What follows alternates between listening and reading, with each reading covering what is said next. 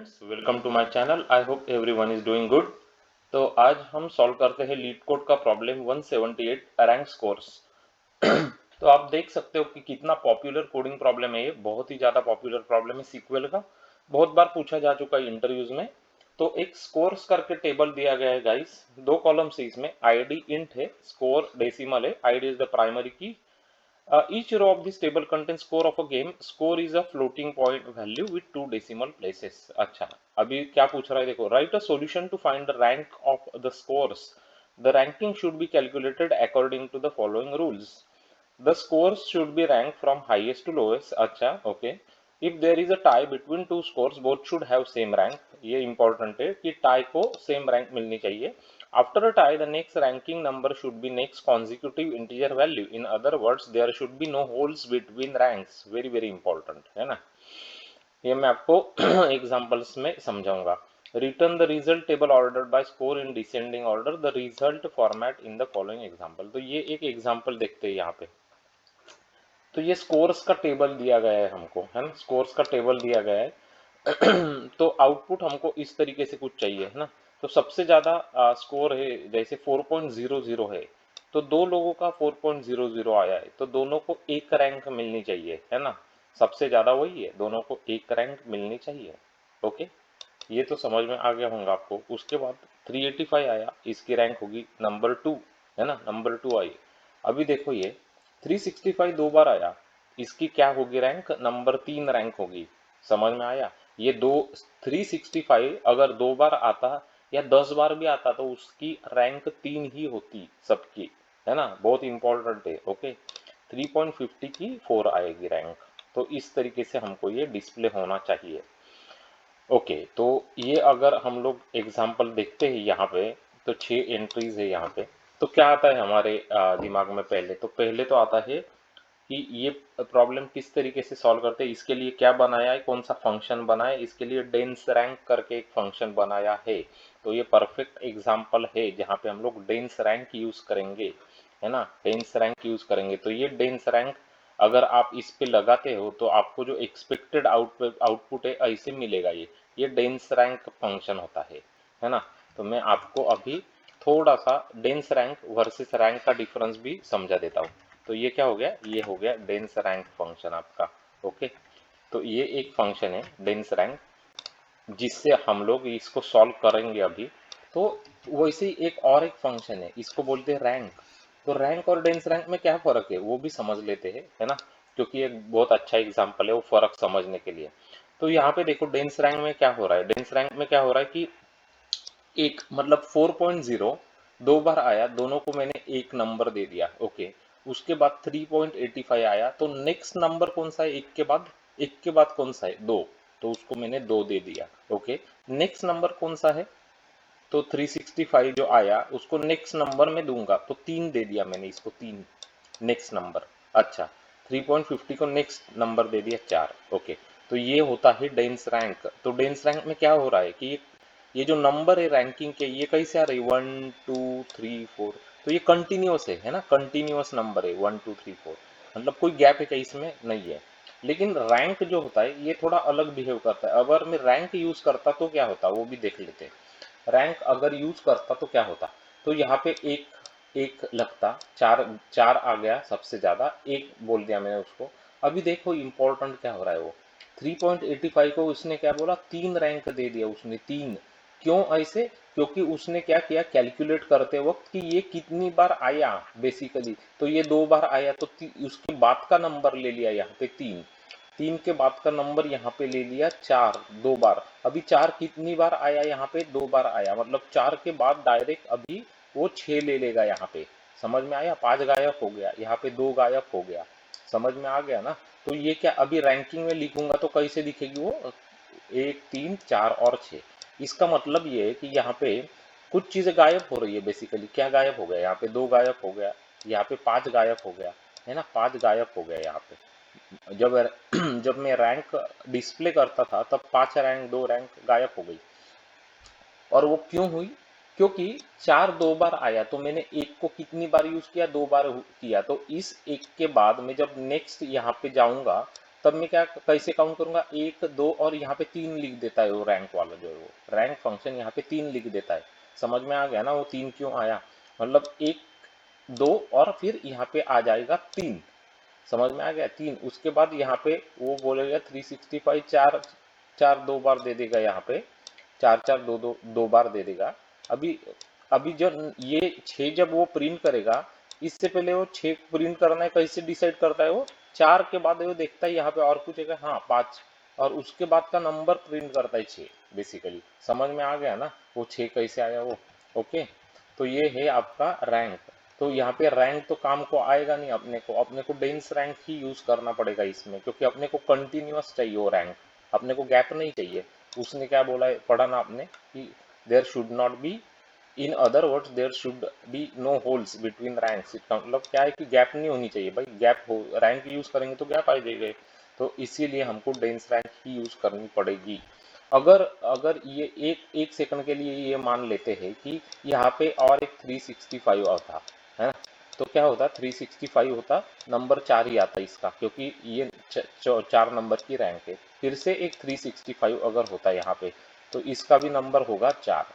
अभी यहाँ पे 3.5 अगर आता है या 3.50 आता है, तो यहाँ पे क्या होगी भाई, अभी बताओ आप थोड़ा सोच के क्या होगी, कैसे कैलकुलेट करेगा वो, ये रैंक कैसे कैलकुलेट करेगा वो, क्या करेगा 4 ये 5 ये 6 ये 7 और यहाँ पे क्या लिख देगा वो 8 लिख देगा वो। समझ में आ गया 8 कैसे आया वो, है ना। तो छोड़ देता है वो बेसिकली बीच की जो चीजें है वो, है ना। तो रैंकिंग कंटिन्यूअस नहीं हो पा रही है रैंक फंक्शन यूज करते तो हमको वैसे नहीं चाहिए, हमको कंटिन्यूअस चाहिए रैंक। तो इसलिए डेंस रैंक जो मेथड होती है या फंक्शन होता है जो भी, तो वो यूज करके हम लोग इसको सॉल्व कर लेंगे। तो अभी आपको रैंक और डेंस रैंक का फंक्शन का डिफरेंस मैंने समझा दिया कि रैंक कब यूज करनी है, डेंस रैंक कब यूज करनी है। तो ये आपको समझ में आ गया है ना। तो अब इसको हम लोग जाते हैं और सीक्वल क्वेरी को देख लेते हैं अभी फटाफट, है ना। तो आपको बहुत ही सिंपल सी क्वेरी होती है ये, लेकिन आपको ये फंक्शन पता होना चाहिए तब सिंपल है। Select score dense underscore rank, है ना, function over order by score descending. ये इंपॉर्टेंट है कि जो स्कोर था उसको हमको क्या करना पड़ेगा, ऑर्डर इन डिसेंडिंग ऑर्डर करना पड़ेगा। जैसे यहाँ पे दिख रहा है ना 4.0 4.0 3.85 3.65 65 3.50, तो डिसेंडिंग ऑर्डर में वो होना चाहिए, है ना। As rank from scores order by score descending, है ना, ऑर्डर बाय स्कोर डिसेंडिंग। तो रैंकिंग भी हमने जब करी, रैंकिंग करी तब क्या करा, स्कोर को डिसेंडिंग ऑर्डर में रख के रैंकिंग करी है वो बेसिकली, है ना। तो उसको ओवर और ऐसे लिखते हैं। तो ये याद रखना पड़ेगा आपको कि डेंस रैंक का लिखते कैसे है वो। लेकिन डेंस रैंक कैसे चलता है वो मैंने आपको अच्छी तरीके से समझाया, रैंक कैसे चलता है वो भी मैंने आपको अच्छी तरीके से यहाँ पे समझा दिया, है ना। तो आपको दोनों अभी क्लियरली समझ में आ गया ना डिफरेंस क्या है। बहुत बार इंटरव्यू में भी पूछते हैं कि रैंक और डेंस रैंक का क्या डिफरेंस है, पता होना चाहिए। अभी इसको मैं रन करके आपको दिखाता हूँ आंसर्स कैसे आ रहे हैं। तो देखो अभी हमारा आउटपुट आउटपुट देखा ना कैसे आ रहा है, 1 1 2 3 3 4, यहाँ पे कैसा है 1 1 2 3 3 4। समझ में आ गया, क्लियर एकदम परफेक्ट, करेक्ट है ना। अगर आप यहाँ पे रैंक यूज करते तो कैसे आता वो भी आपको अगर देखना है ना, तो दिखा देता हूँ 1 सेकंड में, बाद में अपन इसको निकाल देंगे। तो जस्ट ये डेंस अंडरस्कोर को निकालना है, रैंक यूज करेंगे तो कैसे दिखेगा वो भी देख लेना यहाँ पे, तो रैंक का भी आपको समझ में आ जाएगा। ऑब्वियसली वो फेल होने वाला है अपने को पता है, तो फेल होने देते हैं, लेकिन अपने समझने के लिए हम लोग ये रैंक फंक्शन कैसे चलता है वो मैं आपको दिखाना चाहता हूँ। तो देखो 1 1 के बाद क्या आ गया, 3 आ गया, क्योंकि 1 2 3 कैलकुलेट करा ना, 3 4 4 आ गया, 4 के बाद इधर क्या हुआ 6 हो गया ना। तो समझ में आ गया ना कैसे कैलकुलेट कर रहा है वो, है ना। तो इस तरीके से रैंक चलता है, इसलिए रैंक यूज नहीं करा हमने, है ना। तो अब रैंक का कैसे चलता है वो भी मैंने आपको दिखा दिया। Let's put back our dense rank here and let's submit this one now, है ना। डेंस रैंक करेक्ट आंसर है अपना, तो इसको सबमिट कर दिया है गाइस। तो नंबर जो है वो चेंज होते हैं, तो एक बार हम लोग फिर से ट्राई करते हैं इसको सबमिट करने का। सुपर गाइस, तो 61.60 दिखा रहा है, ग्रेट, बढ़िया। तो ये है आपका लीड कोड का 178 रैंक स्कोर्स, बहुत ही super super duper popular coding problem है सीक्वल का। तो जो हमने डेंस रैंक का फंक्शन यूज करके सॉल्व कर लिया है। तो इस तरीके से सीक्वल क्वेरी लिखी जाती है गाइस। तो मैं आपको यही दिखाना चाहता था और आपको ये भी समझाना चाहता था कि डेंस रैंक और रैंक का क्या डिफरेंस होता है और वो किस तरीके से डिफरेंटली काम करते हैं। तो दोनों आपको समझ में आ गया, दोनों आपको मैंने दिखा भी दिया यहाँ पे। तो अगर ये समझ में आ गया सीक्वल क्वेरी का सॉल्यूशन और एग्जांपल, तो लाइक बनता है गाइस इस एफर्ट के लिए। तो हमारे एफर्ट को अप्रिशिएट करो और अभी के अभी जाके लाइक कर दो हमारे वीडियो को, है ना। एंड क्लिक सब्सक्राइब भी कर लो हमारे चैनल को। Click on the bell notification icon button, ताकि आपको इसी तरीके के बढ़िया क्वालिटी कंटेंट के नोटिफिकेशंस मिलते रहेंगे।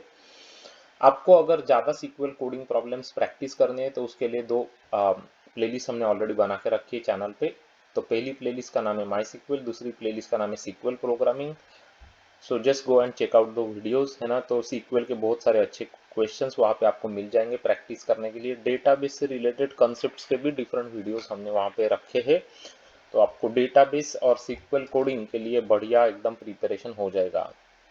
अगर आप इंजीनियरिंग के स्टूडेंट से computer science, IT, software engineering जैसी ब्रांचेस में पढ़ते हैं, अगर आप आईटी प्रोफेशनल से, जावा डेवलपर से, J2E डेवलपर से, तो ये चैनल आपके लिए बहुत ही फायदे का है, बहुत ही काम का है। यहाँ पे हमने 700 से ज़्यादा इंपॉर्टेंट प्रॉब्लम्स कलेक्टिवली लेके सॉल्व करके दिखाए हैं, step by step with examples just like this one and explanation and the solutions, ताकि बाकी लोग भी data structures, algorithms, problem solving सीख सके। तो आपके अगर इंटरव्यूज के लिए प्रिपेयर कर रहे हैं तो बहुत इंपॉर्टेंट है चैनल। और आपके लिए जो वेरी इंपॉर्टेंट प्लेलिस्ट है आपके लिए, वो मैं आपको बता देता हूँ, ताकि वो आप जाना और चेक करना और प्रैक्टिस करना उन प्रॉब्लम्स को। आपको इंटरव्यूज में बहुत फायदा होगा। तो सबसे इंपॉर्टेंट है BFS DFS के प्रॉब्लम्स, बहुत बार पूछे जाते हैं इंटरव्यूज में। ये कंसेप्ट ऑफ BFS और DFS भी बहुत इंपॉर्टेंट है, बहुत बार लगते हैं डिफरेंट प्रॉब्लम सॉल्विंग में। Graphs, matrices, binary search, binary search, dynamic programming, recursion, memorisation, तो ये सब इंडिविजुअल प्लेलिस्ट है। सब बहुत अच्छे अच्छे क्वालिटी के प्रॉब्लम्स है। Amazon, Apple, Meta, Yahoo, Google, Meta जैसे कंपनीज में बहुत बार पूछे जा चुके हैं क्वेश्चंस। तो आपको बहुत अच्छे क्वालिटी के क्वेश्चंस मिल जाएंगे इनमें। अगर आपको डेटा स्ट्रक्चर्स और एल्गोरिदम्स का एकदम सॉलिड बनाना है आपकी इंटरव्यूज के लिए, तो कुछ प्लेलिस्ट मैं आपको हमारे चैनल की बता देता हूँ, तो जस्ट जाके चेक कर लेना उनको। तो स्टैक्स क्यूज, प्रायोरिटी क्यूज, मिन hip, maxi, Perez, array list, link list, तो ये सब अच्छे अच्छे प्लेलिस्ट है। तो जाना, आपको मज़ा आ जाएगा, बहुत बहुत कुछ नया सीखने को मिलेगा। अगर आप जावा J2E के टेलीफोनिक इंटरव्यूज दे रहे तो उसके भी वीडियोस यहाँ पे है। Just search for Java telephonic interview questions and you will find those videos. Share करना वीडियोस को आपके फ्रेंड्स और कलीग्स के साथ, ताकि वो भी हमारे चैनल से जुड़ सकेंगे। यहाँ पे they can learn more problem solving and Java programming and coding. Thanks for watching this video guys, and I am sure that I am going to see you very very soon with another such interesting video from our channel. Until then, you guys take care, bye bye, have a great day.